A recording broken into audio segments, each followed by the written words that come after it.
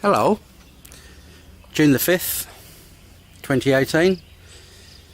Just going to do my June vlog for you. It's a few days late because the weather's just been so bad. We've had nothing but rain. Great for planting the rice, but not good for much else. But what I've done, I've just taken a walk to the end of the garden, and I just want to show off a little bit because you've seen me speak a little bit of Thai, but I can also speak a little bit of Turkish as well. But there's some people from Turkey here that I'm going to have a quick chat with, so you have a listen. Right, a little bit of Turkey showing off.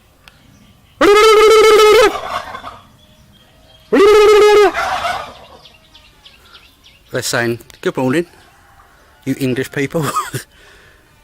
And they don't want to see you anywhere near December. But anyway, that's my Turkish that I've learnt.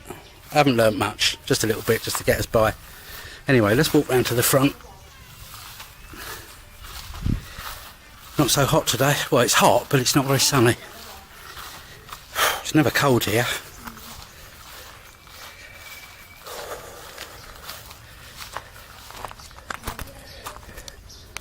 Motorbikes need a bit of a clean.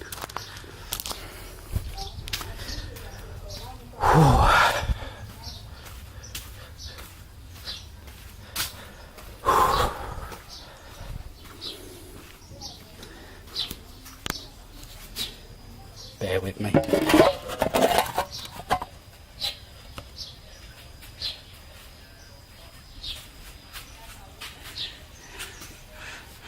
Okay, so Adi Cut. Mark Lai Jeb Magma. That means Mark's shoulder hurt very, very much.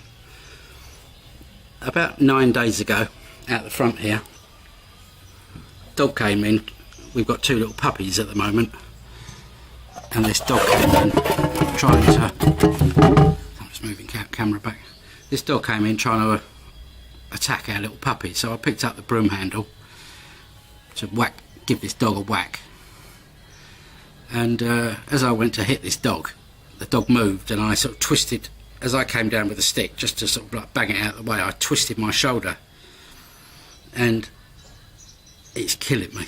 I must have really I don't know what I've done to it. Feels like I've dislocated it, but it's been like 9 days now, and it's still really, really painful. Doesn't matter what I do, it just really hurts. Mimi's given me some like this oil to put on it, and that actually like takes the pain away for about 40 minutes, but then it comes back again. But at least that sort of helps. Costs too much to go to the hospital. But so I'm just resting it, trying to be careful with it. Which is a bit naughty because it's the rice planting season at the moment because of the rain. So I can't really do much, so I'll go over there and just watch and tell them how to do it properly. But I can't really do much. The minute I use my right hand, I get this searing pain in my joint. Very, very painful, and it's taking such a long time to heal. But never mind, that's one of those things, isn't it? I'll try not to. I won't do that again in a hurry, that's for sure.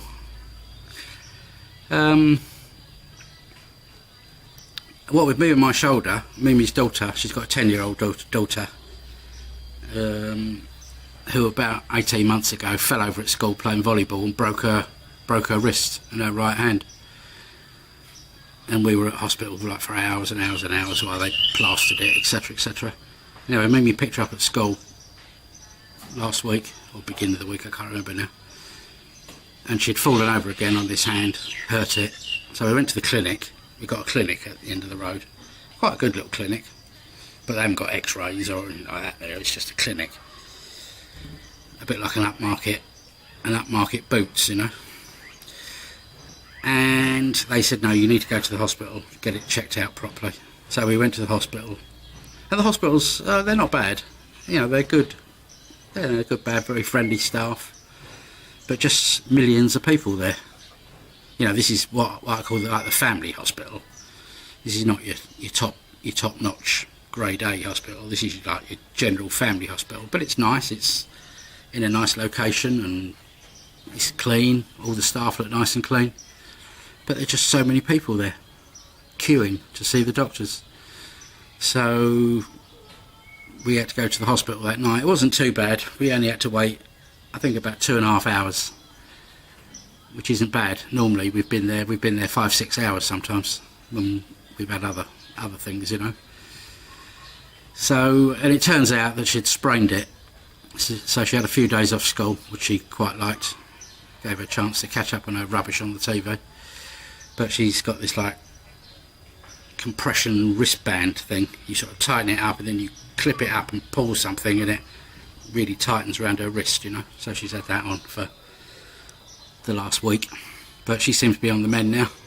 I think when she forgets about it, you know, she doesn't notice it. I remember when my son a few years ago, he come home and said, "Oh Mum, I've hurt my ankle, I can't walk, I've hurt my foot." And he was limping around the house, giving it all the big limp, you know, so he could get a few days off school. But of course, he used to forget every now and again that he was meant to be ill, and he'd come striding out of the bedroom, and because he'd forgotten to put his limp on, you know. I suppose all kids do it, don't they? They all do it. I suppose I probably did it. That's kids for you. Because the weather at the moment is a little bit, there's like a lot of dampness in the air of the rain. We've all got a bit of a phlegmy throat as well. Yeah, none of us are very well at the moment. I've last week, I don't know what it was wrong with me. My legs felt, whether it was sciatica, all signs of getting old, I suppose, really. Now I'm 63. But my legs, they ache. Doesn't matter what position I try to get in, my legs were just aching so badly. And at night, I'd get into bed at night and I couldn't get comfortable because my legs ache. Oh dear, I was thinking, oh God, have I got a thrombosis? Because I'd have this shoulder thing, I was sitting in the chair a lot, watching TV and stuff like that. And I wonder whether it was some form of thrombosis or something like that. You know, I think that's like a blood clot or something, isn't it, in the leg? That's what they worry about when you sit on airplanes for a few hours. And that's what I was concerned about. So I was going outside and walking up and down the road just to try and get everything working again, sort of back in my legs. So the last week, yeah, I haven't really felt all 100%, to be honest with you. Trouble is, I can't go to the hospital at the moment because I'm waiting for. See, at the moment, I get a small pension every month from a private pension. See, I wanted to work and do a job when I come here, but I was sort of misinformed about the fact that I could work here, you know, in a hotel, or, you know, I'm a chef, as a lot of you know. Well, I was a chef. And I wanted to work in a hotel or food and beverage manager or something along those lines. But because of the visa situation, I can't, because I'm on what they call a retirement visa. And with this retirement visa, you're not allowed to work. Now, at the end of the day, I could get a working permit, but you're talking like thousands of pounds to get this permit. Well, not thousands, but not far off 1,000. And then the downside is, after that, if you get a work permit, you have to set up a company and you have to employ at least 2 Thai people. Whether you pay them or not is another thing, but you have to. So it's a real old hard work, you know, trying to set up a work permit, and you've got to be really careful about whether you work here, you know, to be seen to be work. You could get deported if you're not careful. You know, if you start breaking the immigration rules and that sort of thing, and your visa, you could get yourself into trouble. So you've got to be very careful about what you do. But the trouble is, I'm trying to cash in my private pension at the moment, and I've got a friend of mine, Mark, in England, who's been working on it for me, and I think he's seen firsthand how difficult these people are trying to get your own money back, you know. I'm looking at quite a few £1,000 quite, you know, more than double figures, you know. More than 5 figures, I mean. It's quite a lot of money, but the trouble we've had, and now we found out, the legislation doesn't allow me to take it, but unless I have exceptional circumstances, then they will consider it, and that's the stage we're at now. Now my exceptional circumstances is I don't think I'm very well. I have some problems which need medical treatment, certainly to be checked out anyway. So what we're waiting for, we've actually written a letter to them saying, well, my friend Mark in England, he's now, I've given him a letter to say I've given him power of attorney basically to act on my behalf, and he's as good as gold. He's doing a really good job, but it's so much easier dealing with people in England, from England. We're trying to, if I send a letter to England, you're talking nearly 14 days before it gets to you, and then by the time it gets through their system, and if you make a phone call, you're talking over £20 a phone call, you know, more than that. I can't afford that. So he's dealing with it. He's doing a very good job, and he's written them a very, very good letter and said, look, Mark's not well, he needs medical treatment, and he was explaining that he was ill. He was in Thailand some years ago, and he was taken very, very ill, and he had blood poisoning, Mark, and if he hadn't have had medical treatment, without a shadow of a doubt he would have died, because he was very, very poorly, very poorly. And for a few nights in a patio hospital, it cost him about 3,000, just under £4,000 for his medical treatment, you know, his emergency treatment and hospital bed for 3, 4, 5 nights, whatever it was. Yeah, nearly £4,000 it cost. So if I was taken ill now, I would get emergency treatment, and that is all. That's all they have to do. The hospitals can give you emergency treatment, but nothing more. So if you haven't got the money, you remain ill or you die. It's as simple as that. But Mark explained to them, my friend Mark, he told them about his situation, a situation with a friend of his whose medical insurance had run out because he'd run out of money, and he was taken very ill, and he died in Thailand just over a year ago now. And there's a few other famous stories as well. This guy was taken ill on the beach in Pattaya, and all he had on him was like swimming trunks and a towel and a little bit of money. You know, I'm talking a few $100 baht, you know, nothing money. And he was rushed to hospital because he had no identification, no means of getting any money on him. The hospitals kept on passing him on. This is why it was because of him that they changed this law about they have to give you emergency treatment. And the hospital said, he hasn't got any money, we can't take any money off him, you'll have to take him to another hospital. So the taxi driver was taking him from one hospital to another, and he eventually died in the back of one of what they call a tuk-tuk. And it turns out this guy had loads and loads of money, but because he didn't have any, you know, he was unconscious, something happened to him on the beach, maybe he had a heart attack or something, none of the hospitals would treat him, and he actually died in the back of the tuk-tuk. So it is a bit of a worry. As I say, when I first come here, I was sort of misinformed. You get misinformed. So many people tell you different things, and about 20% of it's actually right. But when you hear it at the time, you believe it to be right, like you do. So I base my actions on what I heard, and most of it was wrong. Most of it was wrong. But there you go. There you go. So Mark's still dealing with these people now. He's compiled this fantastic letter to them, very, very good, saying, you know, really we need you now to help Mark, help save his life, because as you know, we don't know what's wrong with him, but it could be serious. But for any treatment now, any, you know, examinations and that sort of thing, you've got to pay for it. You have to pay for everything. So there you go. So we're sitting here now. I think Mark contacted them at the beginning of this week, and they basically come back to him and said, "Oh, we're very busy at the moment. We've got a lot of work on our hands, but we'll get back to you like as soon as we can. 4 or 5 weeks or something like that." I could, something could happen to me in that time. I could drop dead. I've been waiting for like over 3 years trying to sort this money out. It's been an absolute nightmare. Absolute nightmare. But I'm sure we'll get there in the end, But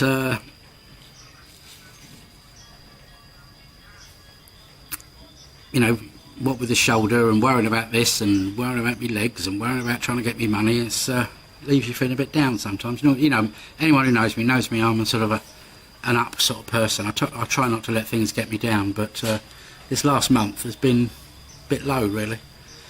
Mimi's a very strong person, but it's got her down as well. It's all just been very hard for us, But what can you do? You have to live with it, don't you?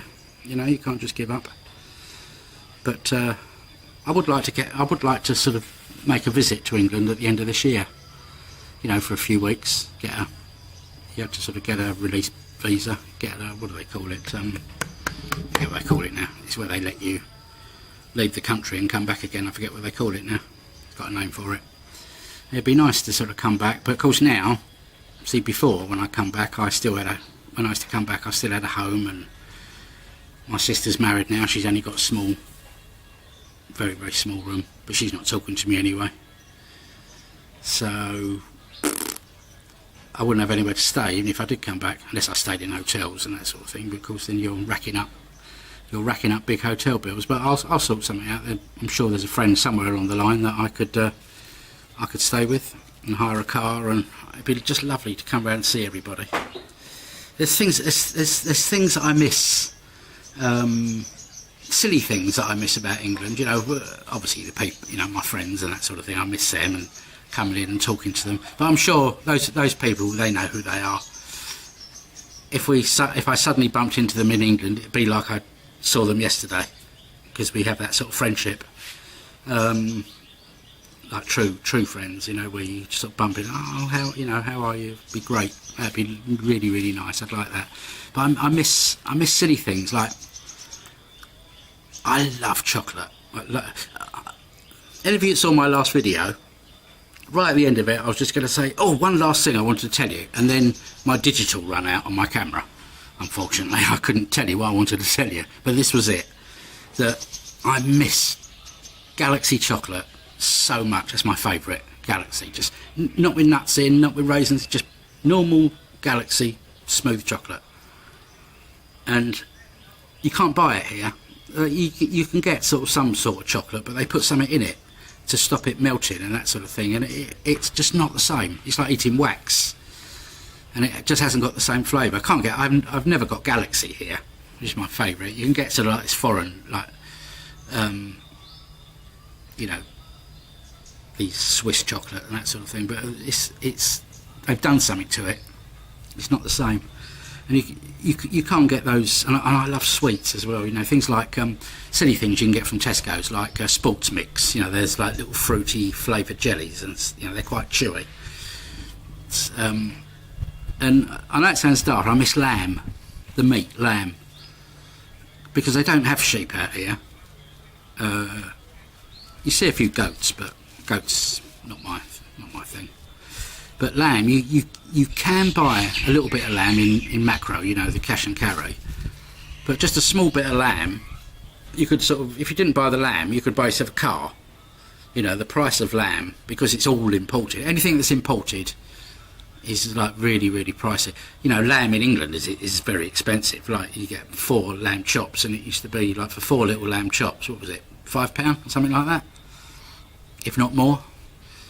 And it's more than that here, because it's quite, it's only really the foreigner that eats it. The Thais don't eat lamb. Mimi's I think she might have eaten lamb when she came to England. So the locals don't eat it, so it's only like the foreigners that eat it, but it's so bloody expensive here. So, but pork, they do good pork in Thailand. They grow a lot of pork. If some of you might have seen the video I posted a few weeks ago, Mimi's mum had two 2 pigs, and she sold one to her sister because somebody's having a house built, and these guys, they slaughtered it, and I filmed it, and then they butchered it. Well, they didn't. Their butchery's like their butchery isn't butchery. It's like hacking something to death almost. You know, I've never seen butchery like it. They haven't got a clue. But we never really got any of it, any of the meat from it. But it was horrible. So because I knew this little pig I knew it personally, and I saw it from a little piglet, like sort of grow up. I think it was about 15 months old, something like that, maybe a bit younger. But to see it killed, I've never seen that before, and it was horrible, horrible. Because pigs, I think, are quite intelligent. It's as though he knew. It's as though it was a he. Yeah. It's as though he knew what was going to happen to him. Bless him. But not very nice. But I posted it because I wanted people to see the way of life out here. You know, what really happens, what it's like. You know, village life is it's lovely. You know, I really like it. You know, I'm not someone that wants to go to the pub every night or do this or do that. I'm quite happy to be with the family. You know, I enjoy that. But it is quiet, and you know, I like it. I like it. I just wish I had a bit more money, that's all. But that'll come in time. You know, that'll come. I've got no doubt about it. I'm having a bit of the book sales. They're not too bad, but because of a misunderstanding, all my mail got sent to my sister from my bank in England, and she forgot to pass it on to me. And they were desperately trying to get hold of me just to check that basically it was still me using the account and all that sort of thing. And they'd written to me about 4 or 5 times, and I never got one of the letters. And they cancelled my account. And when I wrote back to them saying, don't do this to me, you know, this is very difficult for me, I'm living abroad. And they said, well, you should. It's at the end of the day, you're the one who should have been looking after your account. You can't rely on other people, you know. So through no real fault of my own, they cancelled my account in England, which has made, you know, I've got my Thai bank accounts with debit cards and that sort of thing, but it does make life very, very difficult not having an account in England. And I can't open one until you've got to be there personally, haven't you, to open up an account in England. You've got to go into the bank itself and do it. So when I do come over, that's going to be one of the first things I do, reopen another UK bank account. So that's a bloody nuisance. But these things are all sent to try us, you know. But yeah, so just getting back to the chocolate again, because I've got it on my mind now and it's made me all... If anybody feels really generous and wants to send me a couple of bars of chocolate, inbox me, and what I'll do is when I come to England, I'll bring you back something really nice from Thailand, something really unusual, something really nice. So if anybody fancies being a really good Samaritan and sending Marky a couple of bars of Galaxy and maybe a bag of sports mix, don't go spending a lot of money, just a little bit for me to have a little taster of some Galaxy. I'd love you forever. But inbox me and I'll send you my address. I don't want to put it out on the open world because you don't know what crazies are going to come and visit you. As I say, when I come back at the end, you know, all going well, before the end of this year, I'll bring you something back nice from here. If you're a lady, a nice Thai man. If you're a man, well, you know what I mean. But anyway, that's it really this month. It's all fairly quiet. Nothing really much going on this month. Everyone's doing all right. I just want to get better. I just want to feel a little bit better. I don't feel very well, which makes you feel a bit low. You can probably hear it in my voice, you know. But I'll be back up again, I'm sure. Especially if I get some fucking chocolate. Anyway, lovely talking to you all. Miss you all. Chocolate cab.